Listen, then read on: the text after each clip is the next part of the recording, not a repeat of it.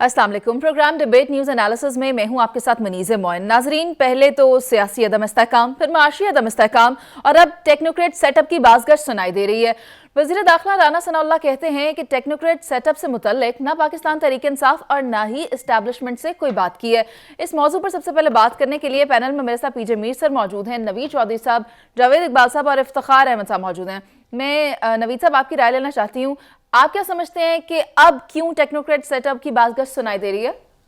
देखें, ये कुछ हलकों की सोच हो सकती है, सारे दस ऐसा मुमकिन नहीं है। उसकी बुनियादी वजह तो ये है कि जब हमने गवर्नर स्टेट बैंक को आईएमएफ के कहने पर वायसराय बना दिया मालियाती हवाले से, तो सारे इख्तियारात उसके पास गए हुए हैं, एक पहलू।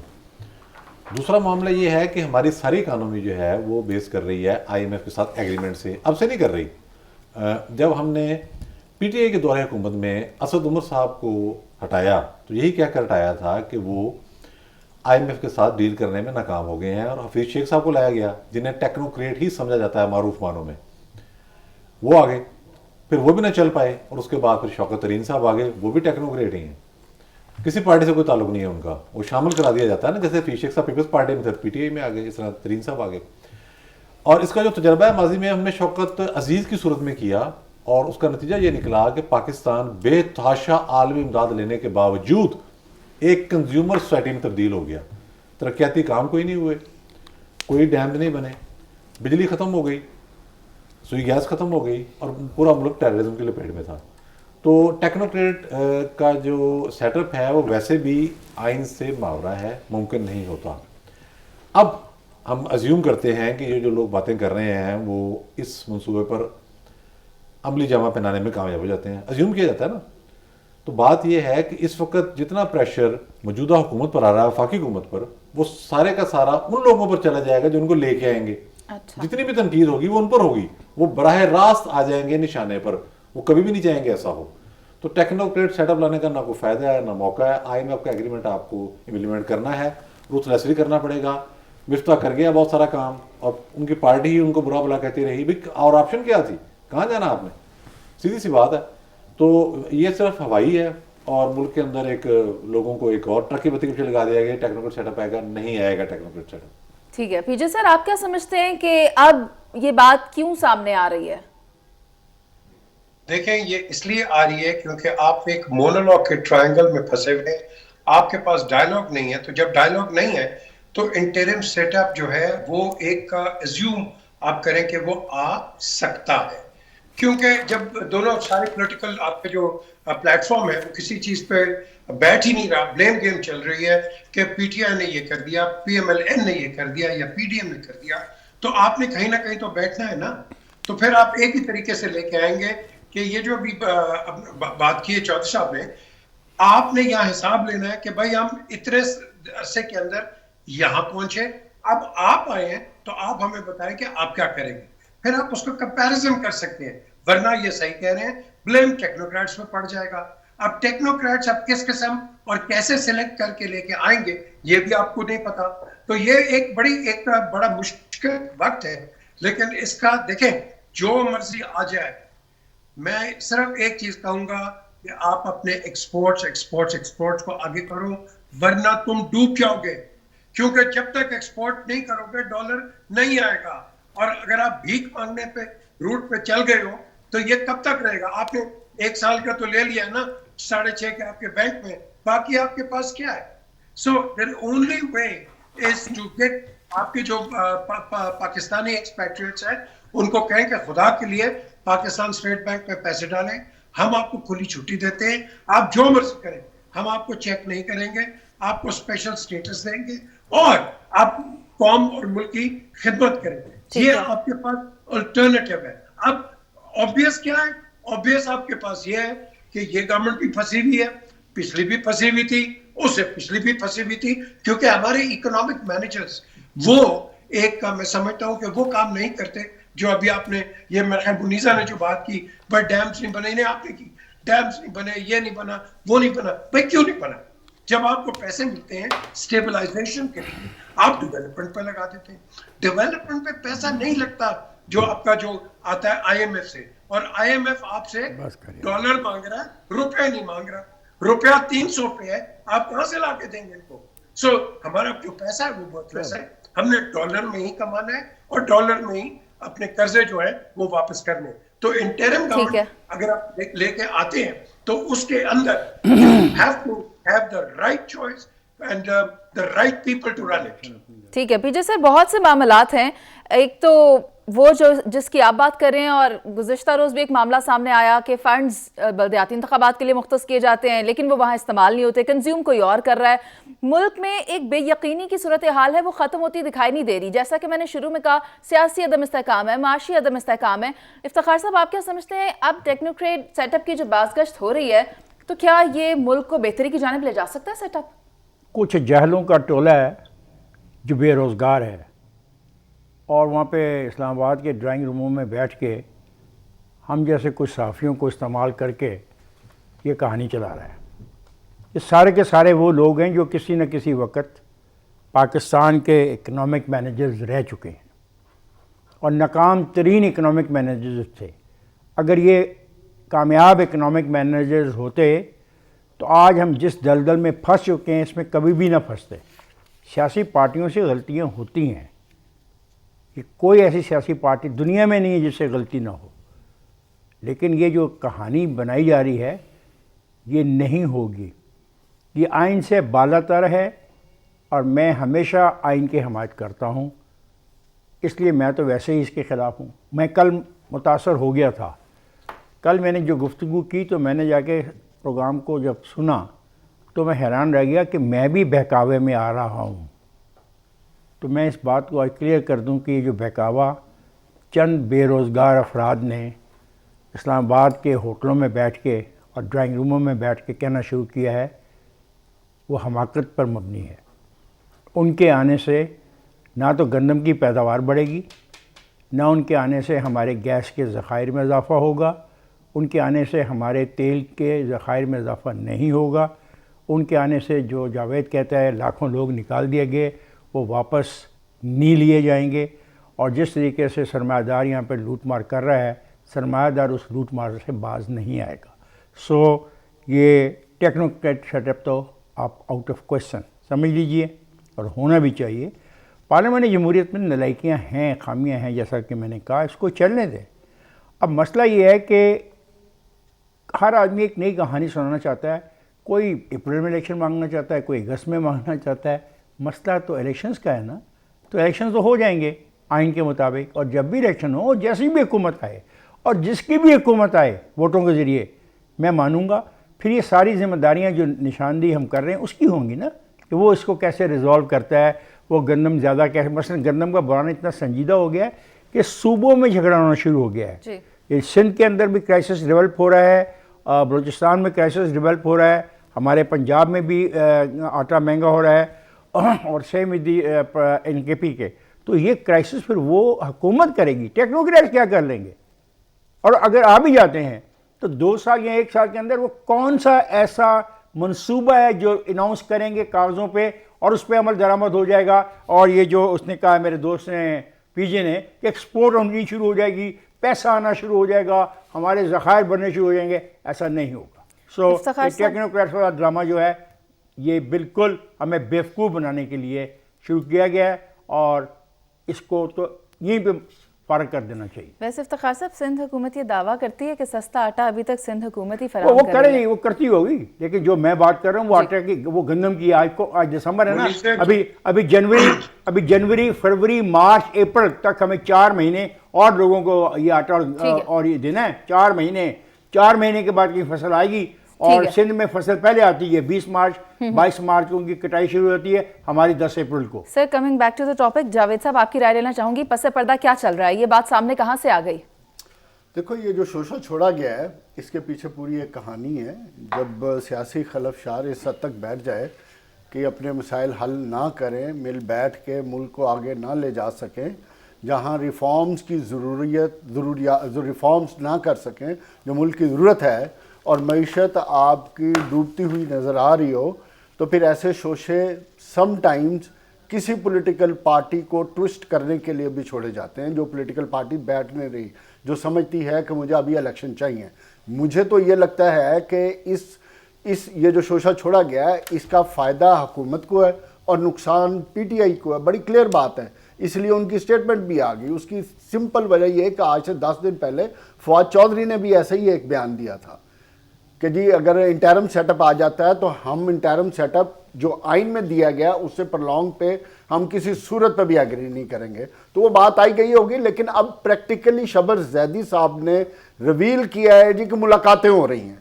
ठीक है, मुलाकातें हो रही हैं, बुनियादी तौर पे ना आइन में इसकी गुंजाइश है और ना ये पीडीएम की हुकूमत अफोर्ड कर सकती है कि अगर इसको लिजिटमाइज करने के लिए पार्लियामेंट से आप अप्रूव कराएंगे तो फिर मैं समझता हूं कि ये अपनी जो सियासी बिसाख है वो बिल्कुल फर्क कर बैठेंगे। इसलिए वही ना, पार्लियामेंट कर नहीं सकती और तीसरा कोई और ऑप्शन है नहीं है।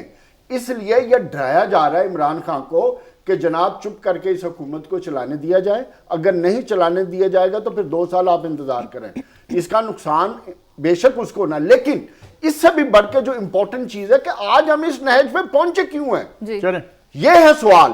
क्या हमारी सियासत फेल होगी? क्या हमारी जमहूरियत फेल होगी? क्या हमारी सियासी जमातें फेल होगी? क्या हमारे सियासतदान फेल हो गए? अब पॉइंट यह है कि इनके फेलियर की सजा पाकिस्तान क्यों भुगत रहा है?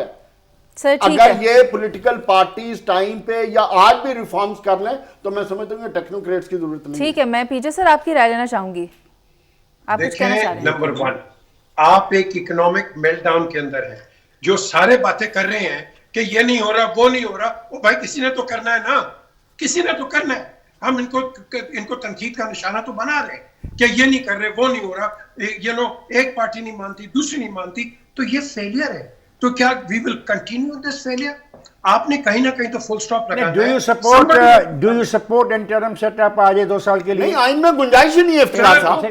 सर आइन को छोड़े, सर्वाइवल की बात करें। व्हाट इज आइन? बात खत्म हो गई।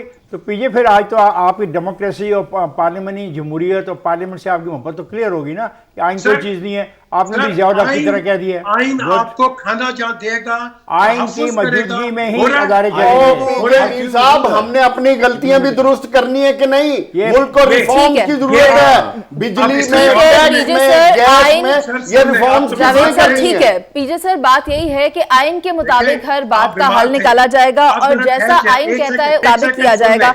पीजे सर, अब हमें अगले सेगमेंट की जानिब भी बढ़ना है। जहां तक बात है राना सनाउल्लाह की, वो कहते हैं कि इमरान खान साहब इस तरह कोई ना कोई मनगढ़ंत बात सामने ले आते हैं, लेकिन 2.5 साल के लिए टेक्नोक्रेट सेटअप लाने की जो बात की जा रही है उसमें कोई सदाकत नहीं है और इस्टेब्लिशमेंट ने कमिटमेंट की है कि वो गैर सियासी रहेंगे और जो होगा वो आइन के मुताबिक होगा। अभी चलते हैं एक ब्रेक पर, जिसके बाद बात करेंगे पाकिस्तान तहरीक इंसाफ के अरकान के इस्तीफों के हवाले से। आप साथ रहिए।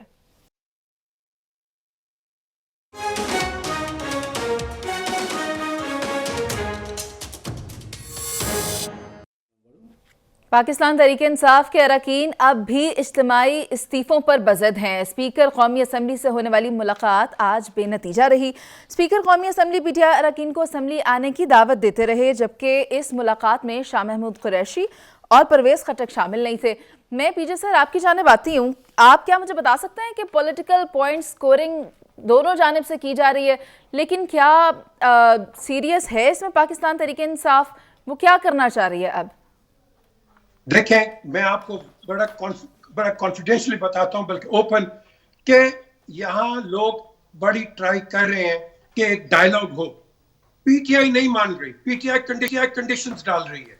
अगर आप कंडीशंस डालेंगे, कंडीशंस पे ना ए बैठेगा ना बी बैठेगा। हम सब क्या बात कर रहे हैं? हम बात कर रहे हैं देखो वो नहीं हो रहा, ये नहीं हो रहा, फलाना, तो दैट इज अ फेलियर। इस फेलियर को अगर एक जगह लेके चलते हैं, दूसरा तनकीद का निशाना, ये करते हैं यहाँ तनकीद।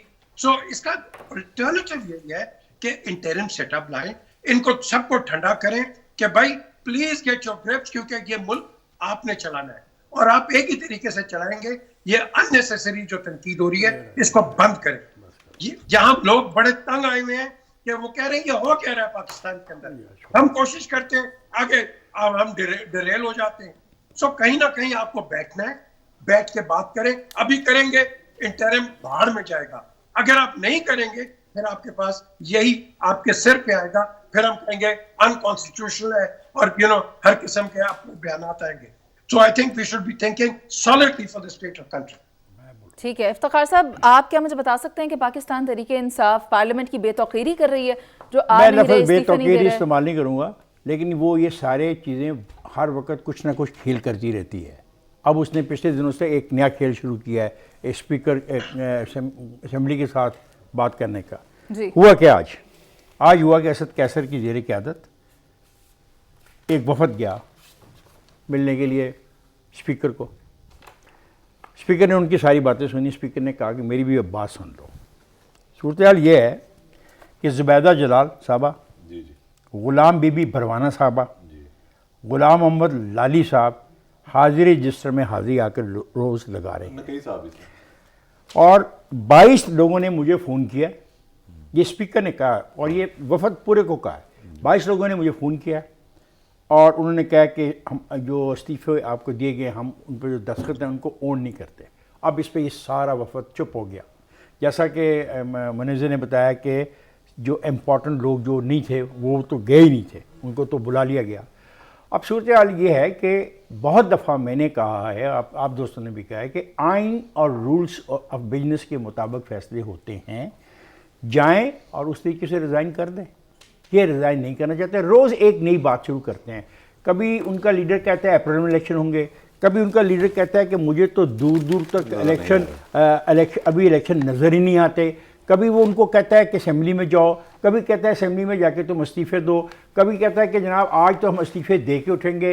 राइट लेफ़्ट दो चीफ मिनिस्टर को बिठा लेता है और आखिर में कहता है कि नहीं अभी नहीं हमने देने, अभी हम सोचो पे जार करेंगे। तो ये इस तरह की जो खेल है ना, ये स्कूलों कॉलेजों में तो खेलते हुए दो फ्रीकैन अच्छे लगते हैं, लेकिन एक रियासत में और कॉन्स्टिट्यूशनल जो सेटअप है उसमें इस किस्म की खेल जो मुनासिब नहीं है। ये जो गलत तासर दे रहे हैं ये गलत है। अगर आपने इस्तीफ़े देने हैं तो उसका तरीका बहुत सिंपल सा है। हाँ, आज एक मौक़िफ़ अख्तियार किया गया, let me share with you. Asad Qaiser ने कहा कि जावेद हाशमी ने खड़े होकर कहा था कि मैं इस्तीफ़ा दे रहा हूँ, तो इस बिना पे उसका इस्तीफ़ा मंजूर हो गया। हमने भी जब हंगामा किया तो हमने भी कहा था कि हम इस्तीफ़े दे रहे हैं, तो स्पीकर साहब ने कहा कि ठीक है, वो वीडियो मैंने देख ली है। जिन लोगों ने कहा है हम इस्तीफ़े दे रहे हैं, आप चाहते हैं तो उनके इस्तीफ़े मैं ले लेता हूँ। ये कहना है कि सब ने कहा है, सब ने नहीं कहा। आप जाएं और वीडियो को खुद भी जाके देखें। ये पोजीशन है वहाँ पे इन इस्तीफ़ों के हवाले से। मैच खेलने के लिए रोज़ एक नई चीज़ है, एक नई बात है, और इसका नुकसान हो रहा है। कि जावेद मानेगा कि जितनी गैर यकीनी सूरत पैदा होगी उसका नुकसान हो रहा है। इलेक्शन मार्च में हो जाएं तो भला कुछ भी नहीं फ़र्क पड़ेगा, इलेक्शन अप्रैल में हो जाएं, सितंबर में हो जाएं, कुछ नहीं होगा। जो ख़राबी है वो है हमारे बैलेंस ऑफ पेमेंट की। ये बेहतर जानता है मुझसे जावेद जो है, बैलेंस ऑफ पेमेंट इन चीज़ों से बेहतर नहीं हो सकता। इफ्तिखार साहब, मुलाकात की जो कहानी है वो आपने बहुत बेहतरीन तरीके से बता दी है। ये हुआ है। Exactly. This is what has happened. Exactly. Naveed साहब, आप क्या समझते हैं? कासिम सूरी ने भी एक स्टेटमेंट दी है, वो ये कहते हैं कि 127 इस्तीफे तो मैं मंजूर करके गया हूं, लेकिन स्पीकर साहब ने हल्फ उठाने के बाद वो फाइल रोक दी और उसमें से सिर्फ 11 इस्तीफे थे जो मंजूर किए। आखिर ये चल क्या रहा है? उसमें भी सुन लो क्या आज की गुफ्तगू में क्या गया। कहा असद ने आपने वो 11 इस्तीफे लिए जो आप समझते थे कि कमज़ोर हैं। ये भी मैं आपको ऐड कर दूं। जी कासिम सूरी ने तो एक जाली खत पर तहरीक अदम एतमाद को कालदम करार देते हुए सेशन ही ख़त्म कर दिया था। उनकी हम क्या बात करें। इस्तीफ़े देने का मामला जो है उसमें अगर क्लैरिटी हो तो इस्तीफ़े कबूल भी हो सकते हैं।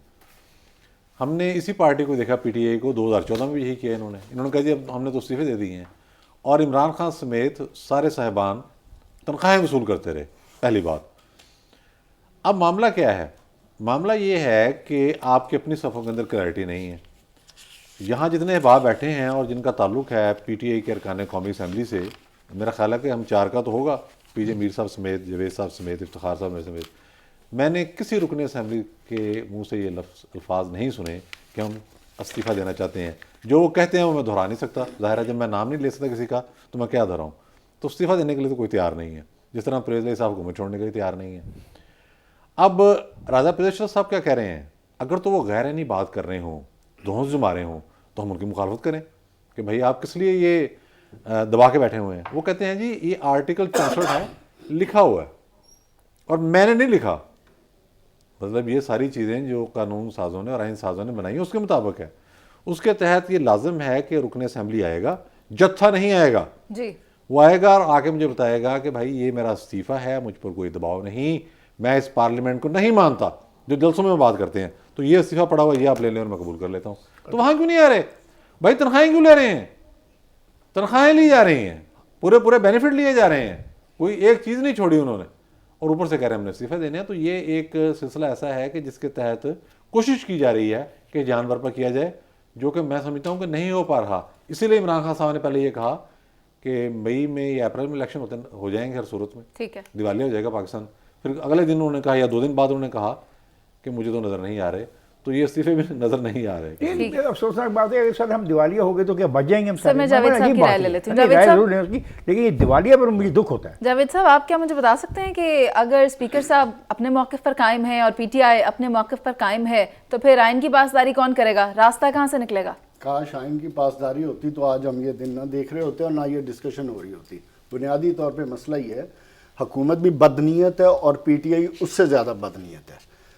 पीटीआई अपनी पॉलिटिकल रेलेवेंस, प्रेशर और अर्ली इलेक्शन के लिए सारी कहानी गढ़ते गढ़ते इस चीज़ को 8 महीने तक ले गई, और हुकूमत जिसको अगर 8 महीने पहले जो इस्तीफे दिए गए थे, जिसको कासिम सूरी ने अप्रूव किया था, उसमें से अगर 11 या 12 अपनी मर्जी के उन्होंने अप्रूव कर लिए थे, तो बाकी अप्रूव करते हुए क्या तकलीफ थी? दूसरी बात, अगर हुकूमत को इस्तीफे आ गए थे तो हुकूमत फिर उनको कबूल अगर नहीं कर रही थी तो उनकी तनख्वाहें क्यों रिलीज कर रही थी? जी। तीसरी बात, अगर हुकूमत ये बात कर रही थी तो जो जिन लोगों के नाम का जिक्र नहीं करना चाहते हमारे मोहतरम स्पीकर साहब, तो फिर उनका नाम बताए ना कि अपनी पार्टी का करतूत सीधा करें। पीटीआई बुनियादी तौर पे तो दोनों मुल्क के साथ खेल रहे हैं, एक इलेक्शन चाहता, दूसरा किसी किस्म का कोई इलेक्शन नहीं चाहता। 34 सीटों पे इलेक्शन करा के उन्होंने अपना नजारा देख लिया, अब वो भाग रहे हैं, मफरूर है, वो इलेक्शन से मफरूर है, वो इनको इलेक्शन पे ले जाना चाहता है। टोटल कहानी है, इससे ज्यादा इसमें कुछ नहीं है। जितनी मर्जी आप इसमें मदानी मारते जाएं, मदानी चलती जाएगी। ये है मसला। इनमें से जो हम पहले बात कर रहे थे इंटरम सेटअप की, बात ये है कि ये इसीलिए आज हम इस नहज पे हैं कि इस तरह के शोषण छोड़े जा रहे हैं जिसका ना आइन में जिक्र है, ना किसी किस्म का कॉन्स्टिट्यूशन उसको कानून इजाजत देता है। क्यों? कि हमारे करतूत हैं ये ऐसे। मुझे माजरत के साथ ये कहना पड़ता है, अगर हमारे अंदर ये झूठ बोलने का रवैया ना होता तो आज हम इस तरह की सियासत शायद पाकिस्तान में ना हो रही थी, तो पाकिस्तान बहुत आगे होता, पाकिस्तान में रिफॉर्म्स भी हो रही होती, पाकिस्तान तरक्की भी कर रहा होता। लेकिन हमने झूठ के जरिए सर इंशाल्लाह ये सब कुछ होगा। मैं यहाँ पर ये बताती चलूँ कि कुरैशी आज इस वक्त में शामिल नहीं हुए थे। उसकी वजह ये थी क्योंकि वो पार्लियामेंट में वापस आने का इंदिया दे चुके थे, और अगर परवेज़ खट्टक की बात कर लें तो उनके हवाले से ये बात सामने आ रही है कि अगर आने वाले वक्त में अगर इंतखाबात की बात होती है तो हो सकता है परवेज़ खट्टक साहब उस वक्त को लीड करें। इस वजह से situation is not very much clear. अभी हम एक ब्रेक पर चलते हैं, जिसके बाद वापस आएंगे और बात करेंगे कि माशी एतबार से साल 2022 कैसा रहा। साथ रहिए।